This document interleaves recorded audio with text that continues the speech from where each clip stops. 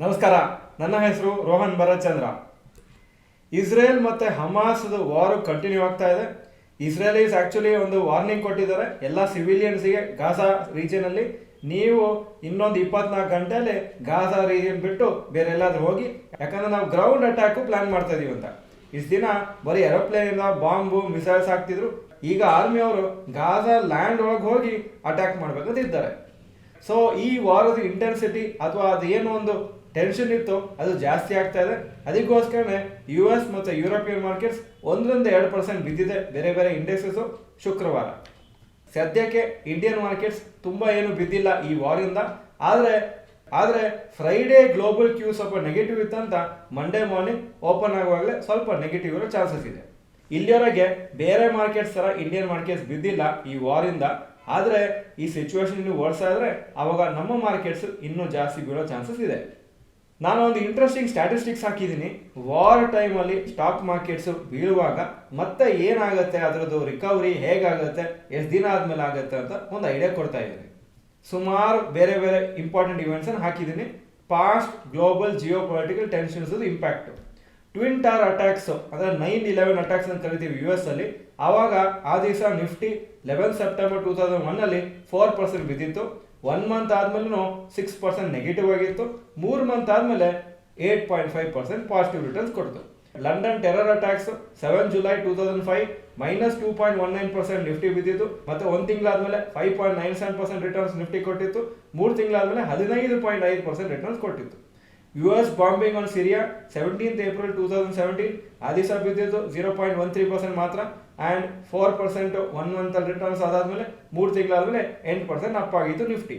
Trump attacks north Korea 9 August 2017 0.71% ಬಿದ್ದಿತ್ತು. 1 month ಆದಮೇಲೆ negative ಆಗಿತ್ತು 0.27%. 3 ತಿಂಗಳಾದಮೇಲೆ 3.48% ಪಾಸಿಟಿವ್ ಆಗಿತ್ತು. US ಚೈನಾ ಟೆನ್ಷನ್ಸ್ ಅಂತ 22ನೇ ತಾರೀಕು ಮೇ 2020 ಮಾರ್ಕೆಟ್ 0.74% ಬಿದ್ದಿತ್ತು ನಮ್ಮದು ಇಂಡಿಯಾ ನಿಫ್ಟಿಯಲ್ಲಿ. ಹಾಗೂ 1 ಮಂತ್ ರಿಟರ್ನ್ಸು 14%, 3 ತಿಂಗಳ ರಿಟರ್ನ್ಸು 25% ಆಗಿತ್ತು. India China border tension 15 June 2020 1.6% Nifty ಬಿದ್ದಿತ್ತು ಆ ದಿವಸ. ಹಾಗೂ 8.2% ರಿಟರ್ನ್ಸ್ 1 ಮಂತ್ ಆದಮೇಲೆ. 3 ತಿಂಗಳಾದಮೇಲೆ 17% ಪಾಸಿಟಿವ್. ರಷ್ಯಾ ಯುಕ್ರೇನ್ ಕಾನ್ಫ್ಲಿಕ್ಟ್ ಇದು 2022 ಫೆಬ್ರವರಿ 14 3% ಬಿದ್ದಿತ್ತು ಆ ದಿವಸ. 1 ಮಂತ್ ಆದ್ಮೇಲೂ ಫ್ಲಾಟ್ ಆಗಿತ್ತು. ಮತ್ತು 3 ತಿಂಗಳಾದ್ಮೇಲೂ actually negative returns -6%. Russia attacks Ukraine ಇನ್ನೊಂದು ದಿವಸ ಬಿದ್ದಿತ್ತು ಇದೇ ಥರ ಮಾರ್ಕೆಟ್ 24 ಫೆಬ್ರವರಿ 2022 4.78% ಬಿದ್ದಿತ್ತು ನಿಫ್ಟಿ ಆ ದಿವಸ. 1 ಮಂತ್ ರಿಟರ್ನ್ಸ್ 6% ನಿಫ್ಟಿಗೆ. ಹಾಗೂ 3 ತಿಂಗಳಾದ್ಮೇಲೆ ಫ್ಲಾಟ್ ಆಗಿ ಬಂದಿತ್ತು 0.76% ಪಾಸಿಟಿವ್. ಈ ಒಂದು ಇಸ್ರೇಲ್ ಮತ್ತು ಹಮಾಸದ ವಾರು ಆಕ್ಚುಲಿ ಒಂದು ದೊಡ್ಡ ವಾರ್ ಅಂತಲ್ಲ compare to Russia and Ukraine. ಆದರೆ ಒಂದೇ ಏನು ಪ್ರಾಬ್ಲಮ್ ಅಂದರೆ ಇದು ಮಿಡ್ಲ್ ಈಸ್ಟಲ್ಲಿ ಆಗ್ತಾ ಇರೋದು. ಅಕಸ್ಮಾತ್ ಬೇರೆ ಕಂಟ್ರೀಸು ಈ ವಾರಲ್ಲಿ ಜಾಯ್ನ್ ಆದರೆ ಅವಾಗ ಆಯಿಲ್ ಪ್ರೈಸಸ್ಗೆ ಇಂಪ್ಯಾಕ್ಟ್ ಆಗುತ್ತೆ. ಆಯಿಲ್ ಪ್ರೈಸಸ್ ಜಾಸ್ತಿ ಆಗೋ ಚಾನ್ಸಸ್ ಇದೆ. ಯಾಕಂದರೆ ಆ ಮಿಡ್ಲ್ ಈಸ್ಟ್ ರೀಜನಲ್ಲಿ ಸುಮಾರು countries including Saudi Arabia, Iran ಎಲ್ಲ ಮೇಜರ್ ಆಯಿಲ್ ಪ್ರೊಡ್ಯೂಸಿಂಗ್ ಕಂಟ್ರೀಸ್. ಅವ್ರು ಏನಾದರೂ ಈ ವಾರಲ್ಲಿ ಜಾಯ್ನ್ ಆಗಿ ಏನಾದರೂ ಆಯಿಲ್ ಸಪ್ಲೈದು ಪ್ರಾಬ್ಲಮ್ ಆದರೆ ಆವಾಗ ಇಂಡಿಯಾಕ್ಕೆ ದೊಡ್ಡ ಪ್ರಾಬ್ಲಮ್ ಆಗುತ್ತೆ, ಸ್ಟಾಕ್ ಮಾರ್ಕೆಟ್ಸು ಬೀಳುತ್ತೆ. ಲಾಂಗ್ ಟರ್ಮ್ ಇನ್ವೆಸ್ಟರ್ಸ್ ಈ ಥರ ಮಾರ್ಕೆಟ್ ಬೀಳುವಾಗ ವಾರ್ ಟೈಮಲ್ಲಿ ಅಷ್ಟು ಭಯ ಪಡ್ಕೋಬಾರ್ದು. ಸ್ವಲ್ಪ ಟೆನ್ಷನ್ ಆಗ್ಬೋದು, ಆದರೆ ನೀವು ಲಾಂಗ್ ಟರ್ಮ್ ಇನ್ವೆಸ್ಟ್ ಇರುವಾಗ ಸ್ವಲ್ಪ ನಂಬಿಕೆ ಇಟ್ಕೊಂಡೆ ಇನ್ವೆಸ್ಟ್ ಮಾಡ್ಬೋದು. ಸೊ ಇನ್ ಕೇಸ್ ಏನಾದರೂ ಟೆಂಪರರಿ ವೀಕ್ನೆಸ್ ಮಾರ್ಕೆಟ್ಸಲ್ಲಿ ಇನ್ನೊಂದು ಕೆಲವು ದಿವಸದಲ್ಲಿ ಬಂದರೆ ನೀವು ಸರ್ಪ್ರೈಸ್ ಆಗಬೇಡಿ.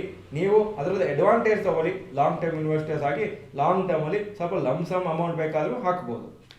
ನಿಮಗೆ ಮಾರ್ಕೆಟ್ ಕ್ರ್ಯಾಶ್ ಆಗುವಾಗ ಫಿಯರ್ ಬಂದರೆ ನಿಮಗೆ ಇನ್ನೂ ಸ್ಟಾಕ್ ಮಾರ್ಕೆಟನ್ನು ಕರೆಕ್ಟಾಗಿ ಅರ್ಥ ಮಾಡ್ಕೊಂಡಿಲ್ಲ ಅಂತ ನಿಮಗೊಂದು ಐಡಿಯಾ ಸಿಗುತ್ತೆ. ಸೊ ಅದ್ರ ಬಗ್ಗೆ ಇನ್ನೂ ರಿಸರ್ಚ್ ಮಾಡಬೇಕಾಗತ್ತೆ.